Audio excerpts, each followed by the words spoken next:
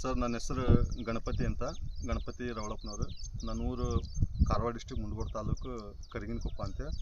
ನಾನು ಸರ್ ಒಂದು 21 ವರ್ಷ ಆರ್ಮಿಲಿದ್ದೆ.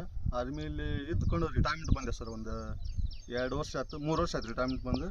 ನಾನು 2 ವರ್ಷದಿಂದನೇ ಇದು ಶುಂಠಿ ಮಾಡ್ಬೇಕಂತ ಇಂಟ್ರೆಸ್ಟ್ ಇತ್ತು. ಆದ್ರೆ ಹಿಂಗೆ ಅದ್ರದ್ದು ಸ್ವಲ್ಪ ಸಮಸ್ಯೆ ಇರೋ ಸಂಬಂಧ ಭಯ ಅನ್ನೋ ಕಾರಣಕ್ಕೆ ಈ ಸಲ ಪ್ರಯತ್ನ ಅಂದ್ರೆ ಸರ್ ಒಂದು ಮಾರ್ಗದರ್ಶನ ಮುಖಾಂತರ ಇವರು ಸಾಯಿರಾಮಣ್ಣ ಸರ್ ಇವರು ನನಗೆ ಒಳ್ಳೆ ಮಾರ್ಗದರ್ಶನ ಕೊಟ್ಟು ನೀವು ಮಾಡಿರಿ ಅಂತ ಧೈರ್ಯ ಕೊಟ್ಟರು. ಆ ಉದ್ದೇಶಕ್ಕೆ ನಾನು ಈ ಸಲ ಮಾಡಿದೆ. ಆದರೆ ಸಕ್ಸಸ್ ಆಗೈತೆ ಕೆಲಸ. ಒಳ್ಳೆ ಮೆಡಿಷನ್, ಆನಂತರ ಅದು ಒಳ್ಳೆ ಅದು ಹೆಂಗೆ ಯಾವ ಟೈಮ್ನಾಗ ಏನು ಮಾಡಬೇಕು ಎಲ್ಲ ಗೈಡೆನ್ಸ್ ಮಾಡಿದ್ರು. ಅದರ ಪ್ರಕಾರ ನಾನು ಮೇಂಟೆನ್ಸ್ ಮಾಡಿದ್ದೀನಿ.